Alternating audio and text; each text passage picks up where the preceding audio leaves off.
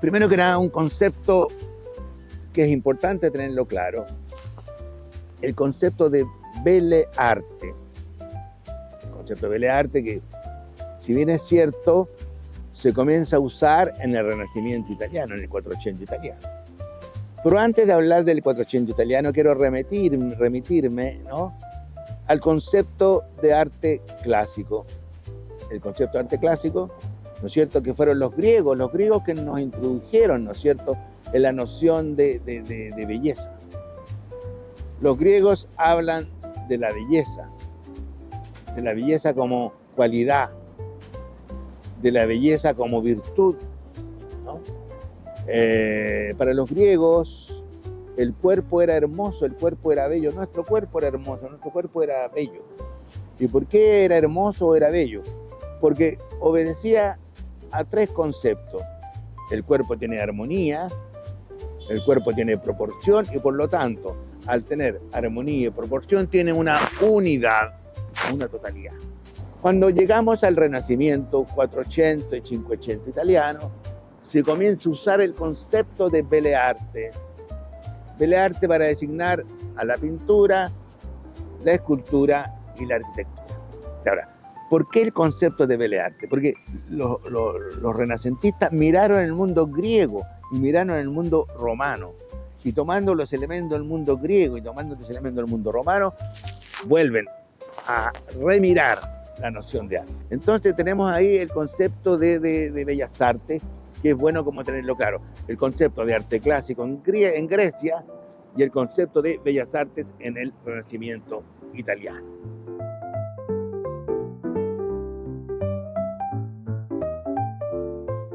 Es muy significativa. Porque cada época tiene su concepción. En cada época ocurren cosas, ocurren acontecimientos, ¿no?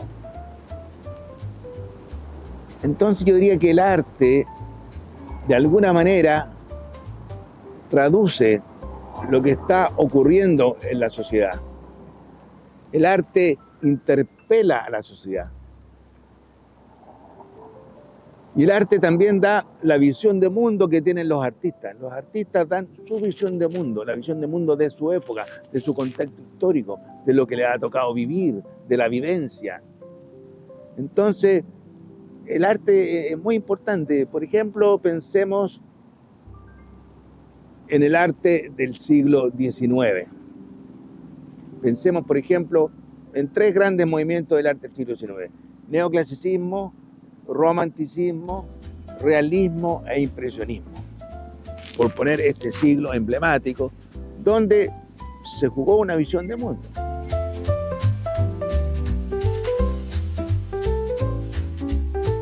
Cada artista, a través de su obra de arte, busca expresar, comunicar distintas manifestaciones, desde expresiones místicas, desde expresiones políticas, desde expresiones como visión de mundo.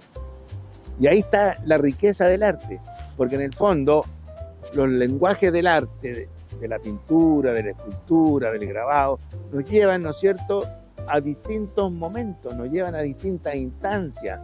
Hay artistas que tienen una búsqueda más mística, hay artistas que tienen una búsqueda más racional, hay artistas que tienen una búsqueda más de buscar el interior del hombre, la cosa psicológica.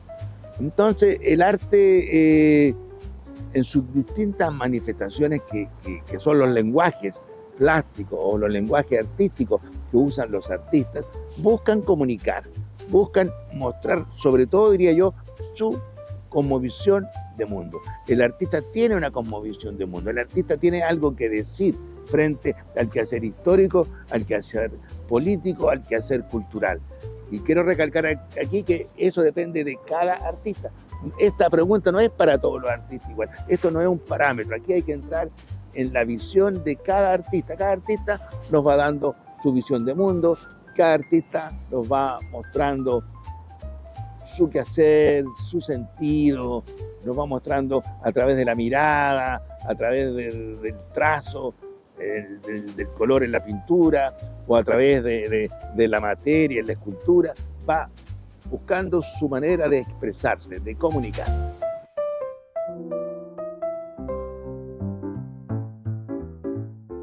Cuando hablamos del arte, en general, estamos hablando de una disciplina importante que implica un quehacer, que implica una formación, que implica un ejercicio, ¿no? Pero el arte también requiere de disciplinas que lo apoyan, o requiere disciplinas que lo ayudan a contextualizar, lo ayudan a ubicarlo en un contexto. Por supuesto que el arte está ubicado en un contexto humanista, ¿no? El arte forma parte de las humanidades. Pero hay disciplinas como la historia del arte, por ejemplo, que es importante estudiarla, conocerla, leerla, porque la historia del arte nos contextualiza, nos da los acontecimientos históricos. ¿Cuál fue la razón de un movimiento? ¿Cuál fue la razón de que un pintor pintara de una determinada manera en una época, ¿no? La historia nos ayuda a entender las distintas etapas de creación artística, ¿no? Por otro lado, tenemos una disciplina importantísima que viene de mano con la filosofía, que es la estética. La estética es una disciplina que nos ayuda a entender, a comprender al interior los lenguajes de cada manifestación artística. Entonces tenemos una estética plástica, tenemos una estética literaria, una estética cinematográfica, una estética de la dramaturgia, etc. La estética, que significa, ¿no es cierto?, ver o percibir a través de los sentidos, es un concepto clásico del griego. Y la filosofía también es importante porque nos ayuda a pensar, a reflexionar, a plantearnos las grandes problemáticas del arte. El arte es una problemática, el arte conlleva en sí un problema. El arte es una disciplina que plantea cuestionamientos, plantea posiciones, plantea vivencias, opiniones, etc. Y finalmente hoy en día, en el siglo XIX, siglo XX, también tenemos que la psicología de alguna manera nos aporta desde este conocimiento del ser humano a poder descubrir un poco, saber un poco más cómo es la vida o cómo son los procesos tanto internos como externos que vive un artista cuando comienza a desarrollar una obra de arte.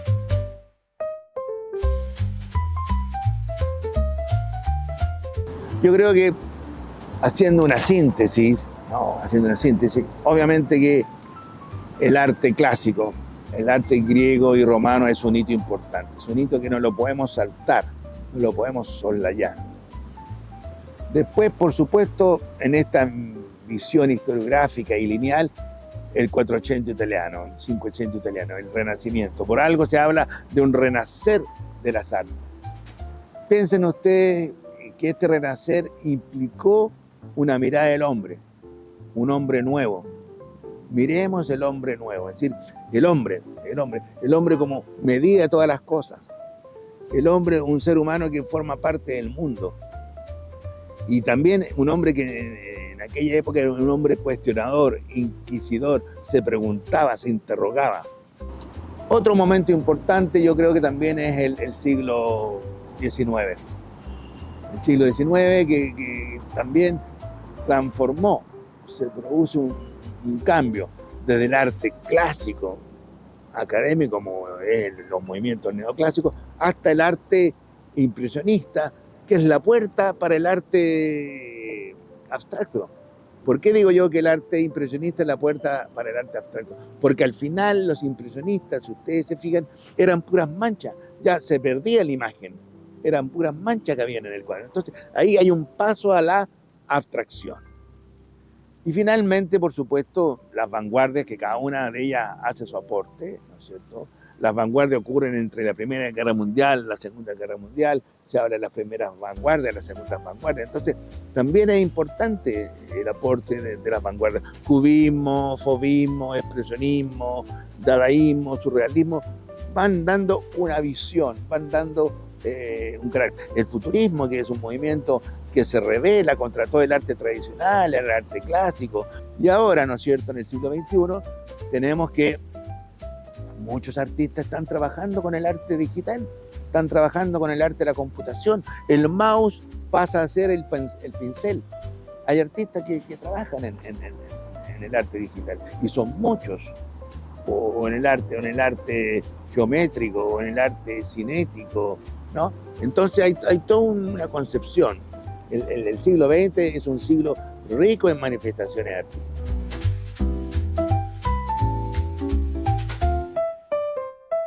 La verdad es que el arte tiene que darse a conocer, pero no basta que el arte se da a conocer por los propios artistas o por los galeristas, que son otros de los encargados de difundir el arte. El mundo de las comunicaciones es muy importante. Hoy en día estamos pasando por una gran crisis, que en el fondo hay pocos medios de comunicaciones, y ya no se está difundiendo el arte. Aquí yo tengo que hacer un llamado de atención y una denuncia. La prensa escrita ya no produce nada de arte. La televisión no tiene programas culturales de arte. Todo lo que se está haciendo son iniciativas privadas, iniciativas particulares, ¿no es cierto? En lo cual la prensa no sé dónde está, no se ve. No hay prensa escrita de arte, no hay radio con programas de arte, no hay televisión con programas de arte. Entonces aquí este es un llamado de atención para que volvamos, ¿no es cierto?, a difundir. La cultura es importante, yo vuelvo a insistir, la cultura forma parte de nuestra identidad. Entonces es muy importante que los medios de comunicación tomen conciencia del rol fundamental que les compete. Así como difunden otros aspectos de la realidad social, el arte también forma parte de la realidad social, y es deber de los medios de comunicación dar espacios para que este sea difundido y conocido por la gente, por el público en general.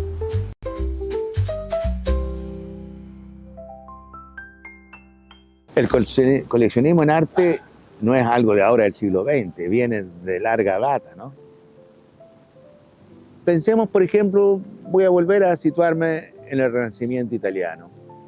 Me voy a volver a situar en el 480 y el 580 italiano, donde los artistas tenían mecenas, personas de un prestigio político, social y económico, que destinaban gran parte de sus recursos a apoyar el arte. Un ejemplo emblemático en Florencia es Lorenzo el Magnífico, que crea nada menos que la Academia de Bellas Artes. Y es el protector de Leonardo, de Rafael, de Miguel Ángel, de Botticelli, ¿no?, y muchos otros.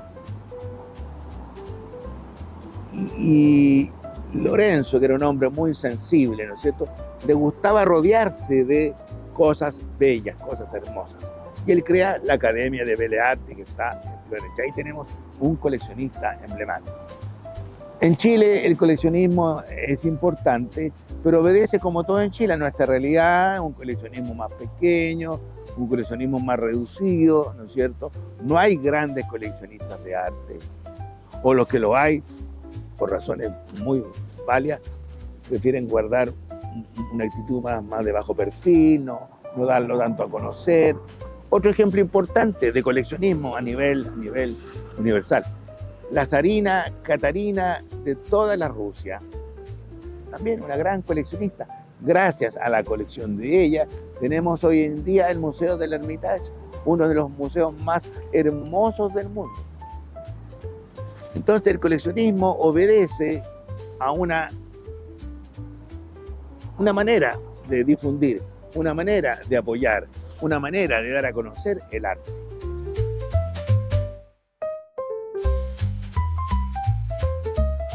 Primero que nada, yo creo que es importante que visiten el Museo Nacional de Bellas Artes. Tenemos un hermoso Museo Nacional de Bellas Artes con una hermosa arquitectura de estilo neoclásico francés. Ahí tienen un museo interesante. Ahí está la colección tradicional chilena, que hoy en día tiene otra mirada, ¿no es cierto? Los curadores le han dado otra mirada, le han dado una mirada más fragmentaria, pero igual es interesante ver lo que hay en el Museo Nacional de Bellas Artes. Después, el otro museo interesante que me parece a mí válido de visitar es el Museo Histórico, que está en la Plaza de Armas. El Museo Histórico es importante visitarlo, porque ahí hay obras de arte, está la historia de Chile, lleva objetos, ¿no es cierto? Están los retratos de los presidentes de la República, están los objetos de los primeros próceres y padres de la patria. Es un museo hermoso de conocer, con una arquitectura del neoclásico. Precisamente en uno de los edificios de los juzgados de Santiago, ahí en la calle Compañía, con bandera, está el Museo de Arte Precolombino. Yo los invito a que visiten el Museo de Arte Precolombino. Es un lujo para Chile. Es uno de los buenos museos que hay que visitar. El otro museo interesante que yo recomiendo es que visiten el Museo Colonial de San Francisco. El Museo Colonial de San Francisco también es un museo importantísimo. Ahí está toda la colección de la Villa de San Francisco. Es una colección emblemática, una colección que ha salido fuera de Chile, es una de las colecciones valiosas que hay, ¿no? Si volvemos a hacer la mirada a Europa, tenemos que, por supuesto, museos emblemáticos en el mundo. En Madrid tenemos 3 grandes museos que hay que visitarlos. Quienes viajan a Madrid tienen que visitar o sí el Prado, el Reina Sofía y el Thyssen-Bornemisza. Son 3 museos emblemáticos, no se los pueden perder. Si van a Francia, ¿no? Por supuesto, el Louvre, el Museo Orsay, son museos importantes de visitar, de conocer. Estoy hablando en general, ¿no? Bueno, estos son los museos de Europa. Pero ojo, en Latinoamérica, y quiero hablar de Latinoamérica, es importante. En Latinoamérica tenemos 2 grandes museos importantísimos aquí al lado. Nuestros vecinos, Buenos Aires.